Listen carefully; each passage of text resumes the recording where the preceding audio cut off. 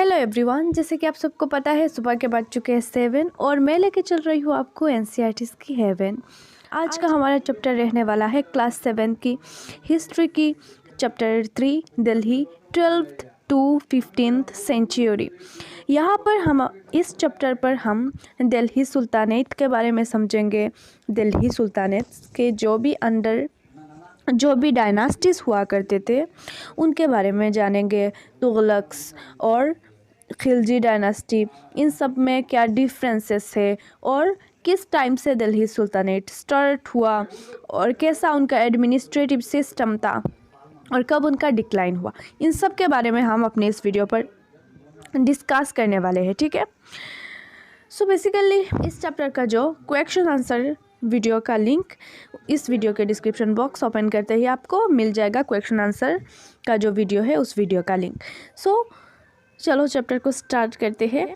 In chapter 2 we saw that regions like the Kaveri delta became the centre of large kingdoms. या हमने chapter 2 पर देखा कि Kaveri delta जो है इस जगह के आसपास बहुत सारे जो लार्ज किंगडम्स हुआ करते थे। Did you notice that there was no mention of a kingdom with Delhi as its capital?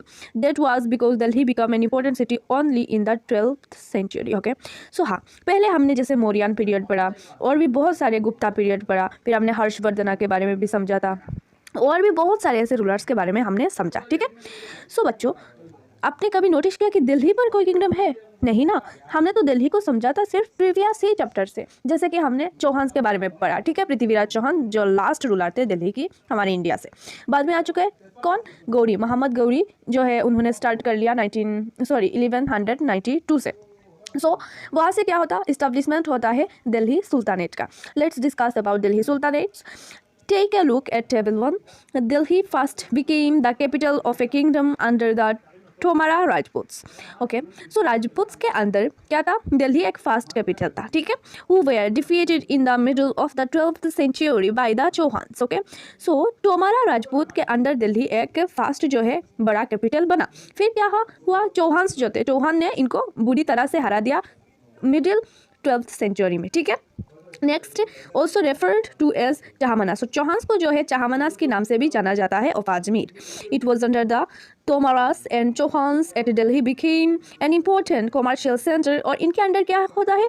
Chauhans के अंदर दिल्ली एक बहुत ही बड़ा जो है एक सेंटर बन जाता है। Many rich Jain merchants lived in the city and constructed several temples। और यहाँ पर क्या हो रहा था? जैनिज्म जो है वो भी इस्टेब्लिशमेंट हो रहा था। कैसे? क्योंकि यहाँ पर बहुत सारे जैन मर्चेंट्स रहा करते थे, मीन्स ट्रेडर्स रहा करते थे, और यहाँ पर बहुत सारे टेम्पल्स भी बनाया जा रहा था related to Jainism. Coins minted here called Delhivel had a wide circulation. Okay, the transformation of Delhi into a capital that controlled vast areas of the subcontinent started with the foundation of the Delhi Sultanate in the beginning of the 13th century. Okay, so 1200 okay 1192 में क्या होता है? Delhi sultanate का धीरे धीरे establishment हो जाता है। ठीक है, सो क्या है? दिल्ली सुल्तानेट जब इस्टेब्लिशमेंट होता है तब इतना बढ़ रहा होता है, धीरे धीरे उन्होंने प्लान करके अपनी डायनास्टीज को इस्टेब्लिश किया। कैसे किया वो भी आगे ही पढ़ेंगे। Okay, take a look at table 1 again and identify the 5 dynasties that together made the Delhi sultanate. Okay, जो 5 डायनास्टी है वो मिलकर दिल्ली सुल्तानेट बनता है और हम अपनी मैप 1 पर इसको देखेंगे। ओके, यहाँ पर देखो आप। ठीक है, टेबल 1 पर यहाँ पर देखो, The Delhi Sultanate built many cities in the area that we now know as Delhi. Look at map 1 and locate Delhi, Kouna, Shiri and Jahanpana. Delhi, Kouna, Shiri and Jahanpana.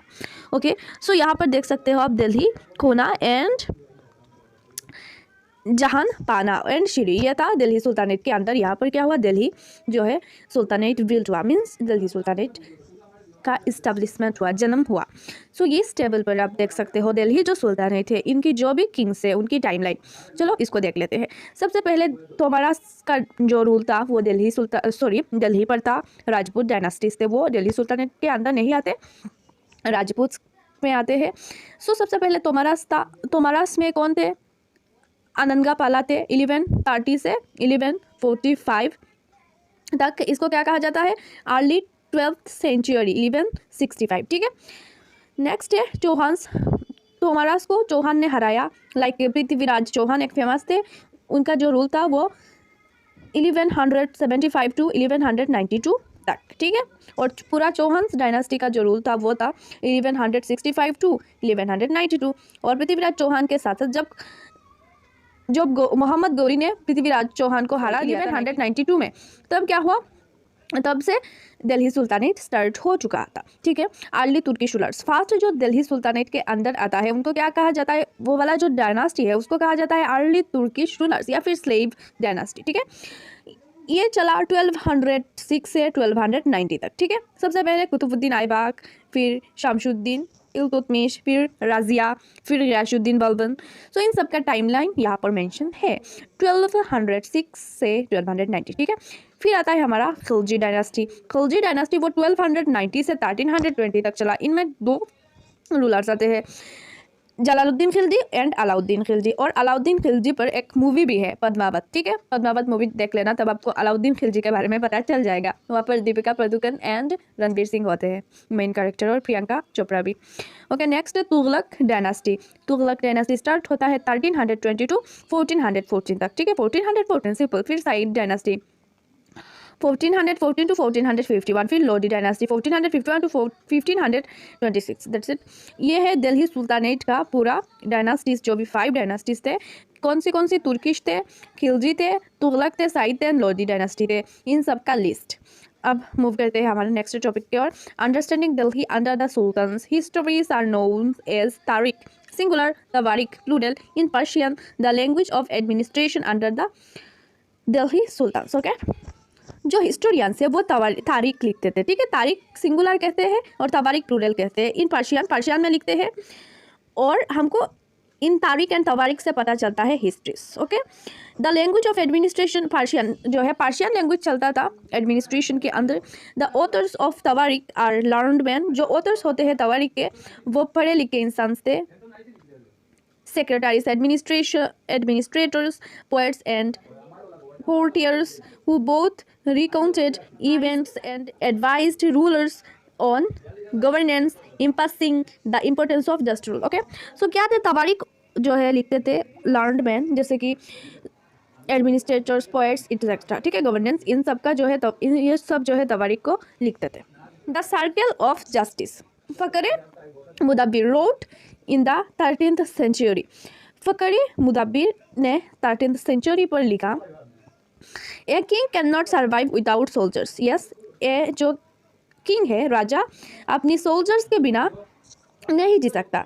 And soldiers can not live without salaries, और soldiers जो है salaries के बिना नहीं रह सकते, right, अपनी wages के बिना, अपनी पैसों के बिना। Salaries come from the revenue collected from patients. हाँ, जो सैलरीज होते हैं वो पेशेंट्स की टैक्स से आते हैं, पेशेंट्स जो खेती करते थे उनकी। But patients can pay revenue only when they, okay, और पेशेंट्स उसी टाइम पे करते हैं जिस टाइम वो खुद को प्रोटेक्टेड फील करते हैं और मतलब बीमार वगैरह नहीं होते और खेती-बाड़ी कर पाते। This happens when the king promote justice and honest governance. और ये उसी वक्त पॉसिबल था कि जो है पेशेंट खुश होकर टैक्सेस पे करे जब राजा जो है अपनी प्रजा की ओर ऑनेस्ट रहता, ठीक है। आई होप आपको ये वाला टॉपिक समझ में आ चुका है कि तवारीख और तारीख लिखा जाता था। कौन लिखते थे, ये कुछ लर्नड ऑथर्स लिखते थे तवारीख को, जैसे कि governance, emphasising, okay, importance rule, just, okay, emphasising, the importance of just rule, administration poets etcetera लिखते थे। ओके, नेक्स्ट हमने पढ़ा क्या, द सर्कल ऑफ जस्टिस, की कौन सी चीज़ के लिए कौन सी चीज़ ज़रूरी है। Keep the following additional details in mind, the authors of tawarikh lived in cities mainly Delhi and hardly ever in village. Okay, so और एक कुछ बातें हैं, जैसे कि जो तवारीख जो लिखते थे, लाइक हम पहले कहते थे प्रशस्ति, राजा के बारे में अच्छी अच्छी बातें, वही चीज़ पर यहाँ पर क्या बता रहा है तवारीख। हमने प्रीवियस और भी चैप्टर्स पर हमने प्रशस्ति के बारे में समझा था, क्लास 6 में समुद्रगुप्ता के चैप्टर पर पढ़ा था समुद्रगुप्ता की प्रशस्ति के बारे में। आप मुझे बताओगे कमेंट सेक्शन पर समुद्रगुप्ता जो थे वो कौन सी डायनास्टी की, कौन सी जो एम्पायर है, कौन सी डायनास्टी की रूलर थे, ठीक है। कमेंट करो जल्दी जल्दी। सो जैसे यहाँ पर बताया जा रहा है तवारीख, ये जो तवारीख है, जो ऑथर्स है जो लिखते थे इसको, वो क्या करते थे, वो ज़्यादातर टाउन्स इलाके पे मिलते हैं, इसलिए हमको टाउन्स के बारे में पता तो चलता है कि टाउन्स पर ये चल रहा था, ये हो रहा था, ये डेवलपमेंट और टेक्नोलॉजी आ रहा था, पर लेकिन हमको जो गांव का जो इलाका है इनके बारे में कोई भी नॉलेज ज़्यादातर नहीं मिलता है। They often wrote their histories for sultans in the hope of rich rewards. वही चीज़ जैसे प्रशस्ति पर राजा के बारे में बढ़ा चढ़ा कर बोला जाता था, उसी तरह तवारीख पर जो सुल्तान है, सुल्तान का मीनिंग है किंग, जो राजा, जो रूलर। सो सुल्तान के बारे में ये लोग बढ़ा चढ़ा के बोलते थे। ओके, सो जो लिखते थे, जो इंसान हिस्टोरीज को लिखते थे, वो क्या करते थे, राजा के बारे में बढ़ा चढ़ा कर बोलते थे ताकि राजा खुश हो जाए और खुश होकर उनको गिफ्ट्स वगैरह दे। वही चीज़, this authors advised rulers on the need to preserve an ideal social order based on birthright and gender distinctions. Their ideas were not shared by everybody. Okay, so these authors advised rulers on the need to preserve an ideal social order based on birthright. Okay, सो ये जो authors थे वो राजा को advice करते थे कि birth right जो है वहाँ पर आप ध्यान दो। जैसे कि मेल फीमेल वहाँ पर बहुत हुआ करता था कि फीमेल को कोई भी जो है, फीमेल को रूलर नहीं बनाया जाता था और मेल ही डोमिनेटेड, मतलब पेट्रियार्कल सोसाइटी था, बहुत ही गंदा तरह की पेट्रियार्कल सोसाइटी था उस टाइम का। सिर्फ एक ही सुल्तानेट, मतलब एक ही डायनास्टी पर थे। फर्स्ट जो डायनास्टी थे तुर्किश, अर्ली तुर्किश डायनास्टी, वहाँ पर ही राजिया सुल्तान थी। बाकी कोई भी डायनास्टी पर आपको दिल्ली सुल्तानेट में जो फीमेल है वो आपको रूलर नहीं मिलेंगे। वही चीज़ चल रहा था, इससे आप अंदाज़ा लगा सकते हो वहाँ पर बहुत ही ज़्यादा जेंडर इनइक्वलिटी चल रहा था। In 1236 sultan Iltutmish daughter Raziya became sultan. जैसे मैंने आपको बताया था कि 1236 में जो सुल्तान इल्तुतमिश है, उनकी डॉटर राजिया जो है वो सुल्तान बनती है। क्यों बनती है? क्योंकि उनकी जो ब्रदर्स थे वो काबिल नहीं थे रूलर बनने का, इसीलिए उनको बनाया गया ruler. The chronicler of the age Minhaj-e Siraj recognised that she was more able and qualified than all her brothers. हाँ, एक ऑथर थे मिन्हाज शिराज, उन्होंने ये कहा कि उन्होंने अपनी वर्ड्स ऐसे दिया कि हाँ वो तो एबल थी, उनके पास ये जो एलिजिबिलिटी क्राइटेरिया जो है उनके पास था। क्यों? क्योंकि वो अपने जो ब्रदर्स है उनसे ज़्यादा पावरफुल थी, इसीलिए उनकी जो अंदर रूलर बनने की ताकत, पावर जो है वो था। पर फिर भी एज ए फीमेल उनको जो है एक्सेप्ट नहीं कर रहे थे। मिन्हाज शिराज भी एज ए फीमेल उनको रूलर जो है एक्सेप्ट नहीं कर पा रहे थे बिकॉज ऑफ दिस घटिया सोच। Okay, she was removed from the throne in 1240। पर उनको क्या हुआ, उनको 1240 पर मार दिया गया। ठीक है, देखो आप 1236 में उन्होंने जो है सुल्तान बने वो, और 1240 पर इसी शायद मेल फीमेल की वजह से फीमेल को रूलर बना दिया गया, इसी वजह से शायद 1240 पर उनको मार दिया गया। That's all. What Minhaj Siraj thought about Raziya? Okay, so Minhaj Siraj ने क्या सोचा राजिया के बारे में? Minhaj Siraj thought that the queen's rule went against the ideal social order created by God. Okay, so Minhaj Siraj एक मुस्लिम थे और वो क्या सोचते थे, वो ये सोचते थे क्वीन का रूल करना या गॉड का जो क्रिएशन है, गॉड का जो रूल है, मीन्स अल्लाह का जो रूल्स है, उन सब की अगेंस्ट है, वो सोचते थे। Okay, in which women were suppose to be subordinate to man. Okay, और वो लोगों ने उनका एक सोच ही ऐसा बना लिया था कि वुमेन्स जो है वो सुबर्डिनेट टू मैन होना ही चाहिए, वो रूल नहीं कर सकती है। ओके, वो उनको जो है मैन के अंदर ही रहना पड़ेगा। मीन्स सुबर्डिनेट टू मैन, या आप आसानी से समझ सकते हो कि मैन से छोटे है, इन्फीरियर कंसिडर किया जाता था। एट द टाइम वैदिक पीरियड पर भी ये सब चल रहा था और अभी भी दिल्ली सुल्तानेट पर भी यही वाला सोच चल रहा था। ठीक है, okay, he therefore asked in the register of God's creation, since her account did not fall under the column of men, how did she gain from all of her excellent qualities? Okay, so वो ये भी सोच रहे थे कि हाँ, God की जो रजिस्टर है, मीन्स गॉड का जो क्रिएशन है लिखा हुआ, वहाँ पर दिया हुआ है कि मैन, मीन्स उन्होंने ऐसा एजम्पशन कर लिया था। ठीक है, एक्चुअली में ऐसा कुछ भी नहीं है। ठीक है, सो वहाँ पर तो है कि वुमेन को है सुबर्डिनेट टू मैन होना ही पड़ेगा, बट ये जो औरत है इसके पास सब क्वालिटी कैसे है, एक रूलर वाला क्वालिटी कैसे है, उनकी ब्रदर से भी ज़्यादा उनके पास एक रूलर वाला, वो कैपेबल नहीं थे उनके ब्रदर्स, पर उनके पास सारे क्वालिटीज़ है रूलर वाला। कैसे? वो सोच में पड़ गए थे। On her inscription and coins Raziya mentioned that she was the daughter of sultan Iltutmish. Okay, Raziya Sultan की जो भी कोइंस है इन सब पर उन्होंने ये मेंशन किया वो डॉटर है सुल्तान इल्तुतमिश का। This was in contrast to the queen Rudra Mahadevi. Okay, 1260 to 1289 of the Kakatiya dynasty of Warangal. Okay, so Rudrama Devi एक यहाँ पर तो एक मूवी भी है रुद्रमा देवी पर कि वो जो है अपने आप को लड़का शो करती है, मीन्स वो जो है लड़का की, वो तो है लड़की पर लड़कों के बेस में रहकर वो एज ए लड़का वो रूल भी करती है, ठीक है, रुद्रमा देवी। नेक्स्ट है part of modern Andhra Pradesh. उन्होंने आंध्र प्रदेश पर रूल किया, किसने? रुद्रमा देवी ने 1262 से 1289 तक, ठीक है। Rudrama Devi changed her name on her inscriptions and pretended she was a man. Okay, जैसे मैंने आपको बताया था, वो उनका जो बेस्ट था, मीन्स वो जो कपड़े वगैरह पहनती थी, उनका पूरा देखने में वो लड़का उनको मतलब लड़कों की तरह रहती थी, और वो जो है अपने आप को इंस्क्रिप्शन पर भी man as a man represent करती थी। That's all. Another queen Didda ruled in Kashmir. और एक क्वीन थी, एक तो थी रुद्रमा देवी आंध्र प्रदेश पर, और दूसरी थी हमारा दिल्ली पर राजिया, जो लड़की थी, रूलर थी, ठीक है। नेक्स्ट है कश्मीर पर एक दिद्दा थी जिन्होंने रूल किया था। लाइक दिद्दा का मीनिंग है दीदी, एल्डर सिस्टर, सब उनको दिद्दा बुलाते थे, और 980 से 1003 तक उन्होंने रूल किया। कहाँ पर? कश्मीर पर। A closer look administration under the खिलजीज and Tughlaqs. Okay, फिलहाल तो दिल्ली सुल्तानेट हम पढ़ ही रहे हैं, अब उनकी एडमिनिस्ट्रेशन कैसा था वो देख लेते हैं। जो बड़े बड़े जो दो डायनास्टीज थे, मतलब जिस दो डायनास्टी ने दिल्ली सुल्तानेट को इतना एक्सटेंड किया कि दिल्ली सुल्तानेट को उनकी नाम से ही जाना जाता है, वो कौन थे? खिलजी एंड तुगलक, ठीक है। अलाउद्दीन खिलजी और तुगलक, मोहम्मद बिन तुगलक, ऐसे बहुत सारे रूलर्स थे, ठीक है। सो उनके एडमिनिस्ट्रेशन सिस्टम की बारे में समझेंगे। फिलहाल हम इन दो जो खिलजी एंड तुगलक, इन दोनों की एडमिनिस्ट्रेशन सिस्टम को पढ़ेंगे। The consolidation of kingdom as vast as the Delhi Sultanate didn't reliable governors and administration। हाँ, दिल्ली सुल्तानेट इतना बड़ा था कि वहाँ पर जो है एक रूलर पूरा दिल्ली सुल्तानेट पर कब्जा करके नहीं बैठ सकता है। सो उसको जो है अपनी अंडर में, एक तो बड़ा रूलर है ही है, उनके अंडर में छोटे छोटे ऐसे गवर्नर अपॉइंट करना पड़ता था, वरना जो है सुल्तानेट तो चल नहीं पाएगा, right. rather than appointing aristocrats and landed chieftains of governors, the early Delhi Sultan, especially Iltutmish, favored their special slaves purchased for military service। Okay, so क्या होता था दिल्ली सुल्तानेट में, एक ऐसा मतलब चीज़ हो रहा था कि वहाँ पर अपनी फैमिली की लोगों को छोड़कर जो स्लेव्स होते हैं, जो नौकर होते थे, उनको जो है ऐसी पोस्ट पर एज ए गवर्नर और बहुत सारी एडमिनिस्ट्रेशन की जो बड़े बड़े पोस्ट है जो डिजर्व करते थे उनकी फैमिलीज और बड़े बड़े लोग पर, वो देते थे स्लेव को, ठीक है। कल्ट बंदागन इन पर्शियन, बंदागन मीन्स बंदा, बंदागन इन पर्शियन, पर्शियन पर बंदागन कहा जाता है इसको।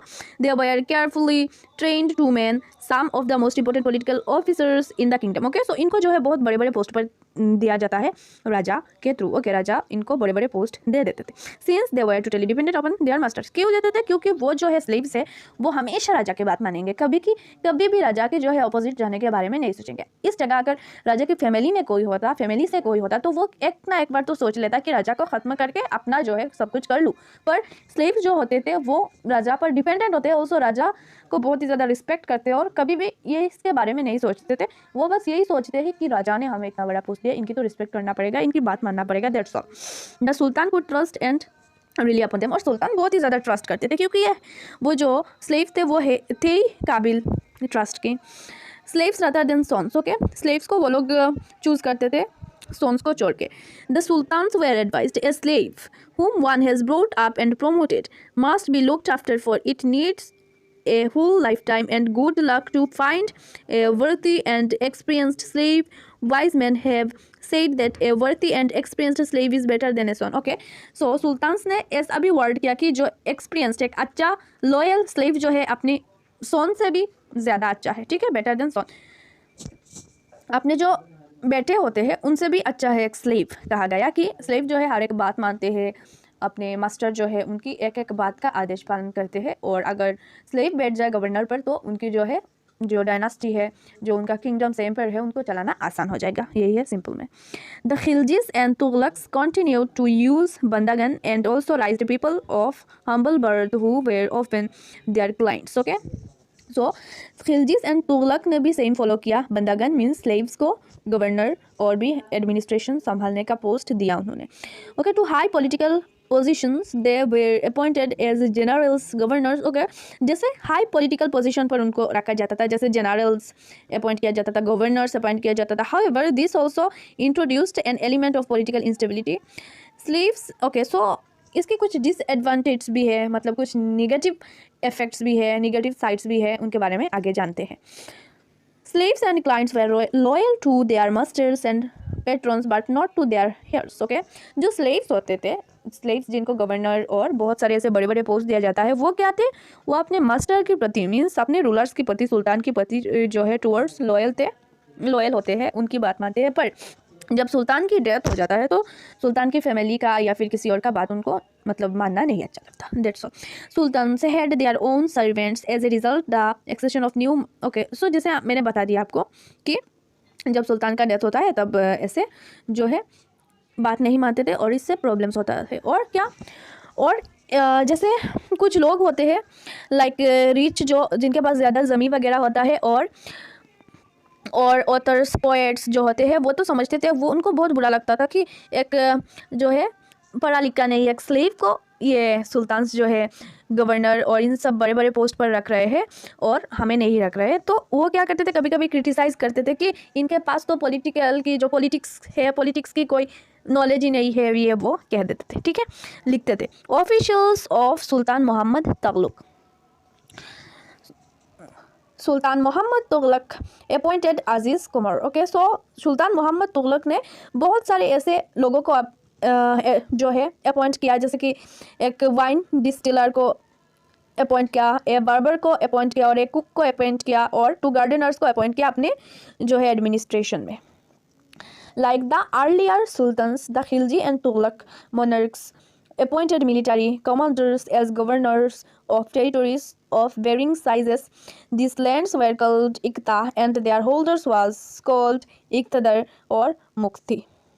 ओके, सो जैसे हमने प्रीवियस चैप्टर्स पर पढ़ा था सामंतास के बारे में कि जो रूलर्स होते थे पहले का, वो क्या करते थे, अपने जो है जैसे गुप्ता, हर्षवर्धना, ये वो बहुत सारे, चोला और भी बहुत सारे हमने पढ़ा कि जो बड़े रूलर होते हैं इस डायनास्टी के, वो क्या करते थे, सामंतास को मीन्स एक लैंड ओनर्स को मीन्स किसी इंसान को, एक पावरफुल इंसान को कुछ जगह दे देते थे और कहते थे आप इस जगह पर रूल करो, ठीक है, ये जगह आपका है। और ये जो है आदमी रिवेन्यू कलेक्ट करता था और जो है अपना आर्मी भी बिल्ड करता था, और जब राजा को ज़रूरत होती थी तब अपना आर्मी भेज देता था वर्स वगैरह में। ओके, उसी तरह क्या हो रहा था यहाँ पर जो है इक्ता और इक्तदार को मीन्स, इक्ता मीन्स वो जो ज़मी है जो दिया सुल्तान ने, और इक्तदार मीन्स वो जो ज़मी जिसको दिया, वो जो इंसान, उसको इक्तदार कहा जाता है, जैसे वहाँ पर सामंतास कहा जाता था और चैप्टर्स पर। सो जो होल्डर होता था ज़मी की उसे इक्तदार, और जो ज़मी दिया होता है उसको इक्ता कहा जाता था। ठीक है, वो ज़मी को इक्ता कहा जाता है। The duty of the muqtis was to lead military campaigns and maintain law and order in their iqtas. Okay, वही चीज़, उनको इस जगह की पावर दिया जाता है और उनको इस जगह पर लॉ एंड ऑर्डर मेंटेन करने का जो है पावर दिया जाता है कि आप यहाँ पर रूल करो। और उनकी अपनी मिलिट्री होती है, जब राजा को ज़रूरत होती है तब मिलिट्री वो भेज देते थे। In exchange for their military services the muqtis collected revenues of their assignments as salary. They also paid their soldiers from this revenues. Okay, जो उनकी जो जगह होती है इक्ता, वहाँ से वो लोग रेवेन्यू कलेक्ट करके अपने सब खर्चे को पूरा कर लेते थे और आर्मीज को भी सैलरी देते थे और अपना जो है सैलरी भी लेते थे। Control over muqtis was most effective if their office was not inheritable. Okay, so जो मुक्तिस थे मीन्स जो इख्तियार थे, उनकी जो है पोस्ट है वो इनहेरिटेबल था। मीन्स नॉट इनहेरिटेबल मीन्स वो बेटे से पिता से बेटे को, उसके बेटे को, उसके बेटे को, ऐसा नहीं था, हेरिडिटरी नहीं था। ओके, वो and if they were assigned iqtas for a short period. Okay, so राजा के पास ये पावर था कि वो जो है इख्तियार को चेंज भी कर सकते हैं। This harsh condition of service were rigorously imposed during the reign of Alauddin Khilji and Mohammad Tughlaq. Okay, so ये चल रहा था अलाउद्दीन खिलजी एंड तुगलक की टाइम पीरियड तक। Accountants were appointed by the state to check amount of revenue collected by the muqtis. Okay, जो एक area था means मुक्तिस जो थे मीन्स जो इक्तदार है उनको मुक्तिस भी कहा जाता है, कंफ्यूज मत होना। मुक्तिस जो है उनको एक जो चेक अमाउंट रेवेन्यू है उनको कलेक्ट करने का परमिशन दिया होता है कि आप इस जगह से रेवेन्यू कलेक्ट करो, टैक्सेस कलेक्ट करो। और ओके, और कि ये जो मुक्ति है ये अच्छे तरह से कि टैक्सेस कलेक्ट कर रहा है या नहीं, या फिर कुछ अपनी जेब में भी डल रहा है कि नहीं, इनको देखने के लिए अकाउंटेंट्स रख दिया करते थे सुल्तान। ठीक है, अकाउंटेंट सारे हिसाब किताब करता है कि कितना टैक्सेस कलेक्ट हुआ। ऑल्सो सुल्तान ये भी प्रिस्क्राइब कर देते थे कि किस किस चीज़ से आप टैक्स जो है कलेक्ट कर सकते हो। ठीक है, अगर आप इससे ज़्यादा चीज़ों से टैक्स कलेक्ट करते हो तो इसके लिए कुछ खराबी होगा, right. As the Delhi sultans brought the hinterland of the cities under their control, they forced the landed chieftains, the Samanta aristocrats and rich landlords to accept their authority. Okay, so वो क्या करते थे, दिल्ली सुल्तानेट चिफ्शियंस और समंतास को force करते थे अपनी बात मनवाने के लिए कि आप हमारे अंडर काम करोगे। Under Alauddin Khilji the state brought the assessment and collection of land revenue under its own control. The rights of the local chieftains to levy taxes were cancelled and they were also forced to pay taxes. Okay, जो chieftains थे उनसे भी कभी कभी वो लोग किसी किसी चिफ्शियन से वो टैक्सेस जो है लेते थे। The sultans administrators measured the land and kept careful accounts some of the old chieftains. कभी कभी कुछ चिफ्शियंस को ये जिम्मेदारी दे दिया जाता था कि आप इस जगह से लैंड कलेक्ट करो। There were 3 types of taxes, और 3 टाइप्स ऑफ टैक्सेस मेजरली होता था। क्रॉप्स पर टैक्सेस होता था, जैसे कि ऑन कल्टिवेशन कल्ट खराज, इसको खराज कहा जाता था। 50% जो है क्रॉप्स उनको पेशेंट अगर 100% क्रॉप्स उगाता है उनमें से 50% जो है एज ए टैक्स देना पड़ता था। ऑन कैटल, कुछ अगर एनिमल्स पालता है उन पर भी टैक्सेस लगते थे, और जितना बड़ा घर उतना बड़ा टैक्सेस लगता था, मीन्स घर पर टैक्सेस लगता था। It is important to remember that large parts of subcontinent remained outside and control of Delhi sultans. It was difficult to control distant provinces like Bengal from Delhi, and soon after annexing southern India, the Indian region became independent. Even the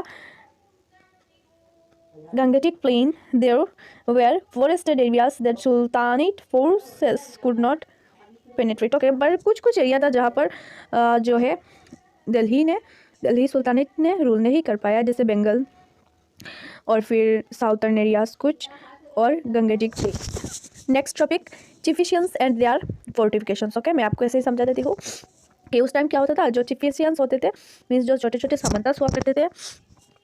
even Battuta ने बताया कि 14th century में जो चिफिशियंस हुआ करते थे वो क्या करते थे, इन जो दिल्ली सुल्तानेट के रूलर है इनसे बचने के लिए जंगलों में चले जाते थे और बेम्बू ट्रीज के अंदर जो है रहते थे। ऐसे नेचुरल जो भी रिसोर्सेस होते हैं जहाँ के अंदर की ये सुल्तान पहुँच ना पाए, ऐसी एरियाज पर वो लोग रहा करते थे। The Mongols under Genghis Khan invaded. Okay, so Genghis Khan एक चाइनीज रूलर थे, मंगोल्स उनका डायनास्टी था। उन्होंने क्या किया, बहुत बार अटैक किया। Okay, north east Iran in 1219 the Delhi sultanate faced their onslaught soon after. Mongol attacks on the Delhi Sultanate increased during the region of Alauddin Khilji and in the early year of Muhammad Tughlaq.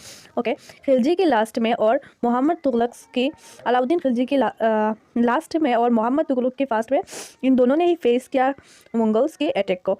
The sultanate in the 15th and 16th centuries. Okay, 15th and 16th. Okay, so ये जो Mongol ने attack करने के बाद इन्होंने डट के इसका सामना किया, दोनों डायनास्टी ने। नेक्स्ट टॉपिक है the sultanate in the 15th and 16th centuries. 15th and 16th centuries पर कौन सी सुल्तानेट था और क्या हुआ उसके बारे में देखते हैं। Take a look at table 1 again, you will notice. Okay, हाँ, टेबल 1 पर हमने पढ़ा था कि सबसे लास्ट में हमारा लोधी डायनास्टी आता है और सईद तो पहले आता है, फिर लोधी। सो तुगलक्स के बाद क्या होता है, सईद एंड लोधी डायनास्टी आती है। From Delhi and Agra until 526। Okay, वो 526 तक उनका रूल रहता है दिल्ली सल्तनत का।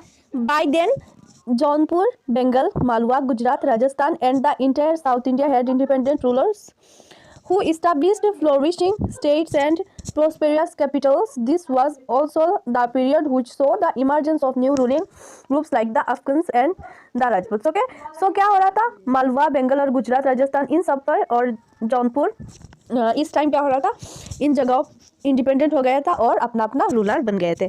Some of the states established in this period were small but powerful and extremely well administered. Okay, उस टाइम क्या हो रहा था, कुछ डायनास्टीज जो थे वो पावरफुल हो रहे थे, मीन्स कुछ एरियाज जो है स्टेट्स इस्टेब्लिश हो रहा था और एडमिनिस्ट्रेड वेल, उनका जो एडमिनिस्ट्रेशन है वो बहुत अच्छा चल रहा था। Small but powerful and extremely well administered. Sher Shah शूर एक आए थे 1540 से 1545 तक, ठीक है। Started his career as the manager of a small territory for his uncle in Bihar and eventually challenged and defeated the Mughal Emperor Humayun. Okay, so उन्होंने क्या किया था, वो बहुत ही छोटे थे, मैनेजर थे एक टेरिटरी की, बिहार की। ओके, सो उन्होंने हुमायूं को हरा दिया था, ठीक है। फिर क्या हुआ, फिर से हुमायूं ने उनको हराया। उनके इन सब के बारे में हम आगे जानेंगे। 1530 टू 1540, 1555 टू 1556 हुमायूं का राज था। Sher Shah captured Delhi and established his own dynasty. उन्होंने क्या किया, दिल्ली को कैप्चर किया, हुमायूं को हराया और अपनी डायनास्टी को इस्टेब्लिश किया। ऑल टू द शूर dynasty ruled only for 15 years, पर शूर डायनास्टी ने सिर्फ 15 ईयर्स के लिए रूल किया, बाद में फिर से हुमायूं ने हरा दिया। It introduced an administration that borrowed elements from Alauddin Khilji and made them more efficient. Sher Shah's administration became the model followed by the great emperor Akbar. Okay, जो शेर शाह की एडमिनिस्ट्रेशन सिस्टम था उन्होंने उनको अकबर ने भी फॉलो किया, ठीक है। और शेर शाह ने जो एडमिनिस्ट्रेशन को बड़ो किया, एडमिनिस्ट्रेशन के एलिमेंट्स को बड़ो किया अलाउद्दीन खिलजी की, और क्या किया, उनको मोर एफिशिएंट बनाया, ठीक है। और अकबर ने शेर शाह को एडमिनिस्ट्रेशन जो सिस्टम था उनको फॉलो किया when he consolidated the Mughal empire, ठीक है। और अकबर जो है मुगल एम्पायर की रूलर थे जब उन्होंने शेर शाह को फॉलो किया, ठीक है, उनके एडमिनिस्ट्रेशन को। सो बच्चों, खुशी की बात यह है, यहाँ पर ख़त्म हुआ हमारा क्लास 7 की हिस्ट्री की चैप्टर 3 दिल्ली सुल्तानेट के बारे में हमने अच्छे से यहाँ पर समझ लिया, जो हमारे क्लास 7 की चैप्टर 3 है हिस्ट्री की। और हाँ, यहाँ पर जो एनसीईआरटी सॉल्यूशंस आप देख रहे हो यहाँ पर आया हुआ है। सो इनका अलग से वीडियो मैंने बनाया है, जिसका लिंक आपको इस वीडियो के डिस्क्रिप्शन बॉक्स ओपन करते ही फास्ट में मिल जाएगा। और हाँ, ऐसे इंटरेस्टिंग चैप्टर के साथ मिलते हैं अपनी नेक्स्ट वीडियो पर। और वीडियो को एक लाइक ज़रूर कर देना, और कमेंट पर जो भी अच्छा लगा हो वो बताना, बुरा लगा हो तब भी बताना, मैं आपको समझाने की कोशिश करूँगी। मिलते हैं नेक्स्ट वीडियो पर।